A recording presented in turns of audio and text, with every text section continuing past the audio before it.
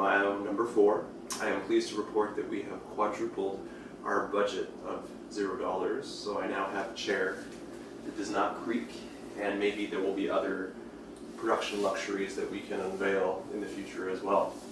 What you just heard is Richard Wagner's music for the opening of his 1849 opera Lohengrin, and the music depicts the Holy Grail descending from heaven to earth in the company of angels, which in his music begins with a variety of different violins moving in different ways independently, really in a way that's really original and unique to writing orchestral music at that time, to have so many different layers in that regard.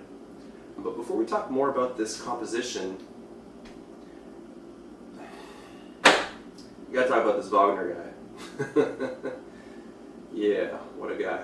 I think it's important anytime we talk about his music to acknowledge what he is or what he represented, and maybe how the role of music can take on a life of its own, especially when you're dealing with someone as complicated and troubling as him.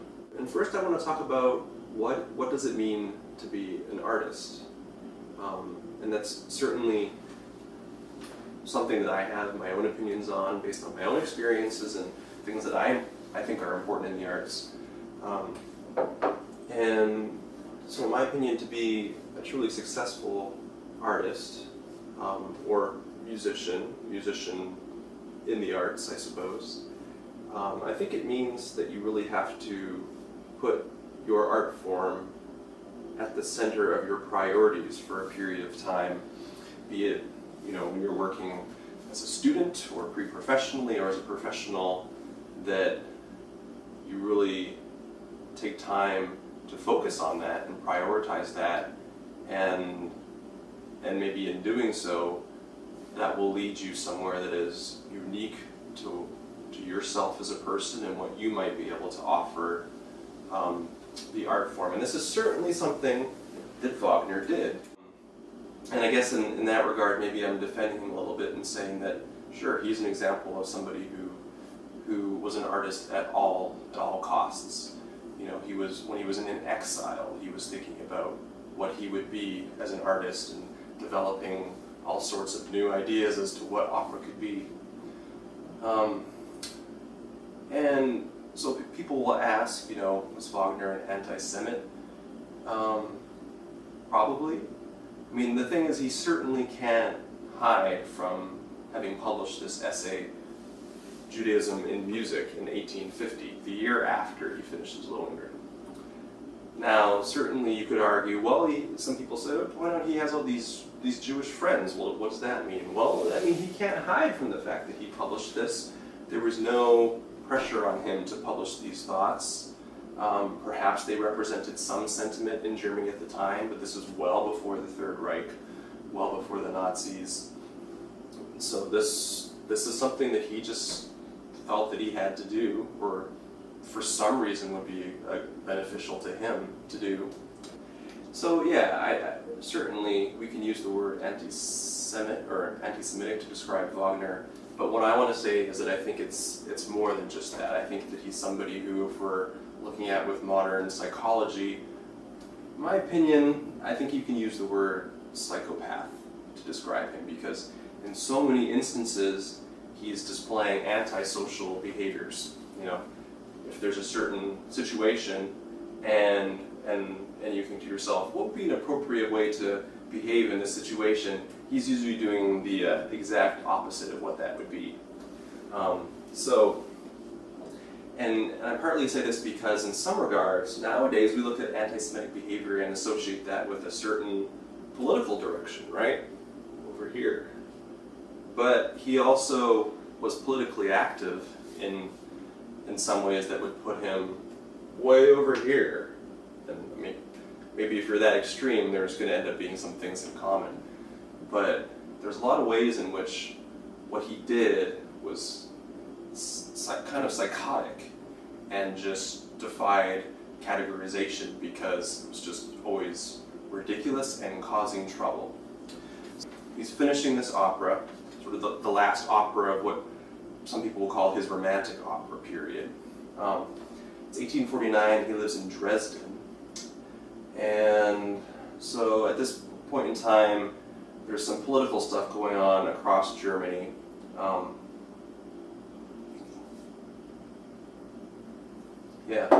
In 1849, there ends up being this uprising because the monarchy refuses to adopt a constitution that has been written by an elected government. So there's all kinds of upheaval, and some folks decide to uprise, to rebel, to have a revolution, maybe on a modest scale, but to certainly respond to this situation that cannot be contained as it is. And apparently, Wagner's way of participating in this uprising was to sit there making hand grenades. So you can just imagine him, one for you, one for you, one for you, one for you, and then he would perhaps just sit back and watch the mayhem that ensued. Now this uprising was unsuccessful, so he had to flee. He had to flee not only Dresden, but Germany. So he's finished this opera, and he goes into exile eventually in Switzerland. And it's there that he recognizes that, if he's going to get his operas performed, which was his source for revenue at the time, he needs to make that somehow work in Germany. So how is he in Switzerland gonna tap into his remaining social contacts and collaborators to make sure that Lohengrin and other operas get performed in Germany? So he does this, and he relies on composer and pianist and Franz Liszt to make this happen, which is just another whole series of interesting events, because later on he impregnates his Liszt's married daughter, eventually is able to marry her after she gets a divorce from a conductor, von Bülow, and this conductor has been conducting Wagner's pieces. So just because you're a friend of Wagner or you're doing him a favor doesn't mean that you're going to get repaid in a way that is, I guess, complementary to ways that people are being generous to him. So I guess it's despite all of that some people are acknowledging his talents and appreciating his talents. Maybe they even like him personally. But yeah, what a guy. And it's once he's in exile in Switzerland that he publishes the essay that we can now read. He can't escape it. So it's with this sort of extremism that he approaches his art form, his personal situations, all sorts of things. And yet, despite that, and despite his behaviors, he's writing opera about purity, purity of conscience, purity of faith, good overcoming evil. So there's a lot of hypocrisy there, given who he is, and Lohengrin's no exception. We're talking about Lohengrin is a knight of the Holy Grail. And so this idea of purity ends up in his music. He writes this music that is just amazingly gorgeous. You're angry at him for how gorgeous his music is. It's like, how can you do that, and somebody else might not be able to?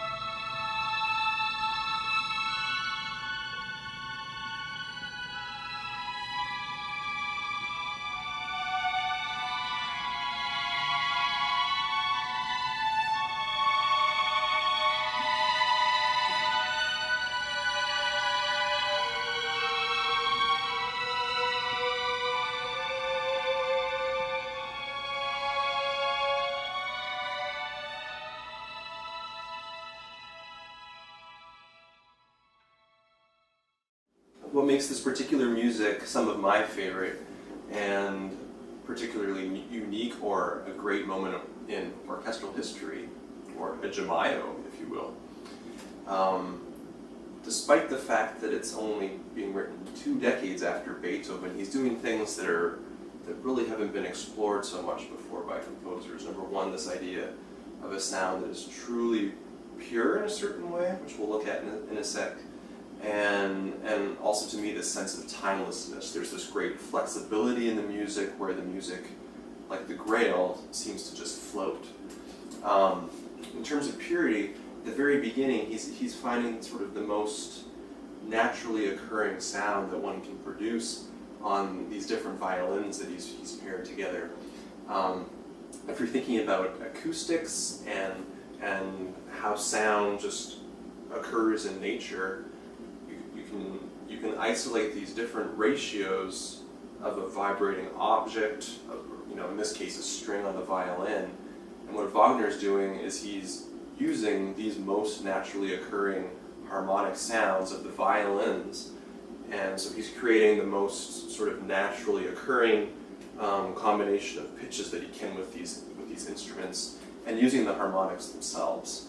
So whether or not the music seems pure or beautiful to you, there is also this scientific element of finding the simplest and the most naturally resonant sounds on the violins.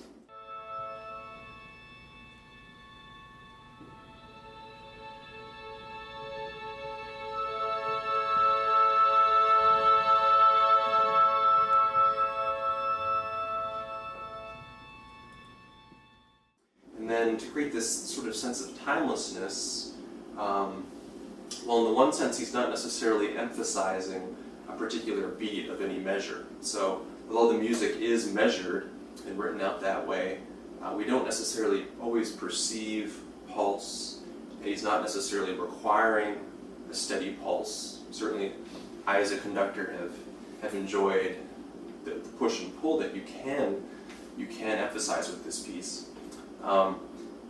And he's also achieving this sort of sense of timelessness by having so many different individualized violins, and then eventually, as we're going to hear soon, adding in other instruments as well to create all these different layers. And the fact that the layers are moving independently it abstracts any sort of sense of regularity and lets you kind of just suspend and float with the music.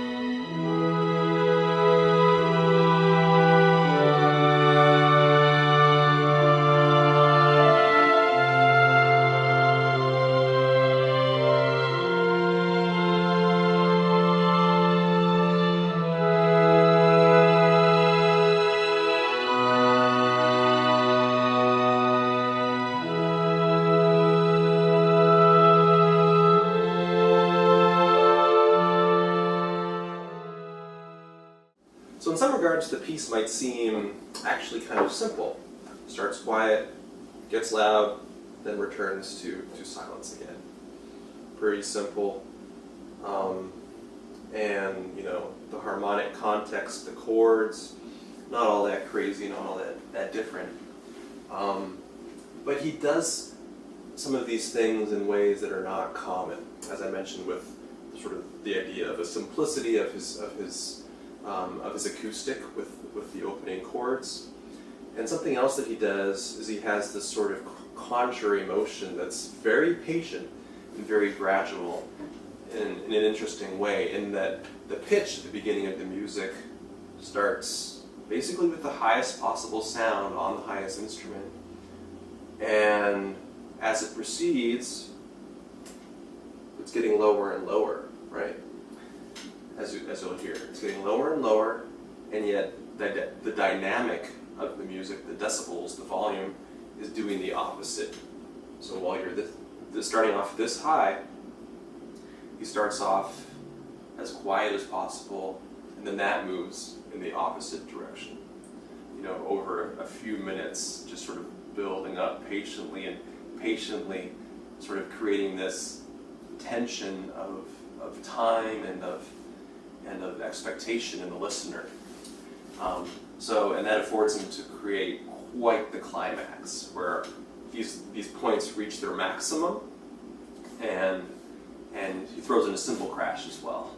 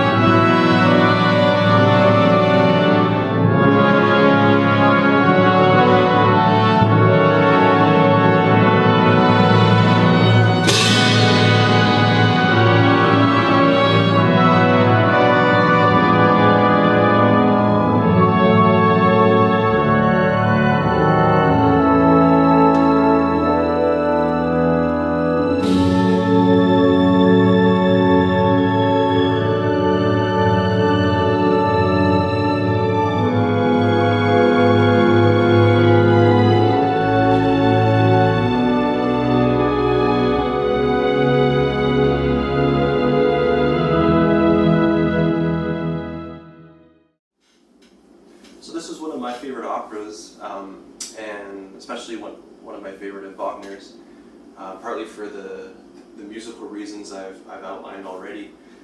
There's some other wonderful music in there. I mean, you'll recognize Wagner's bridal chorus.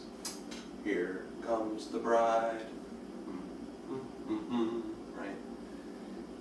And sometimes that's completed as short, fat, and wide, probably because, well, you know, to be able to sing as one of these main characters in Lohengrin, you need to be quite a powerful presence on stage, and with a powerful instrument inside of it. That's just what goes with the territory of being a Wagnerian singer. And certainly there's some themes in the opera that one can relate to, whereas in other operas of his and others, you know, some of these things seem dated.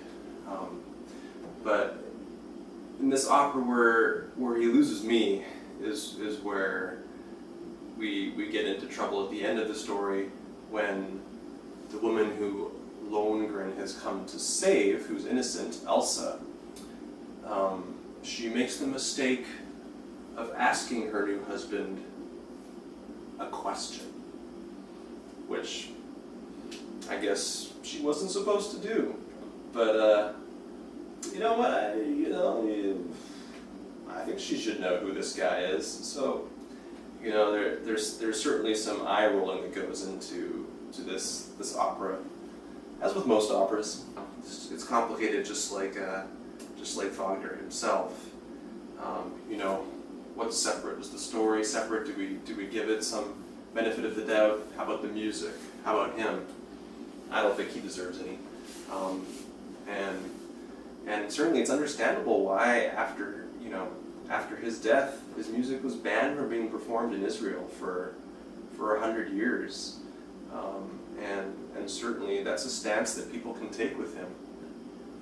this legacy is going to continue to be complicated because there's stuff that he can't hide from, and it's going to be there as long as we have music, which hopefully is forever in terms of our orchestral music. And he's going to be there along for the ride, but it gives us something to talk about, it gives us something to remember, to perhaps be mindful of and to avoid in the future. And certainly I encourage you to find a full recording of the whole opera, and to form your own opinions of what it means today, and what's up with this Wagner guy too.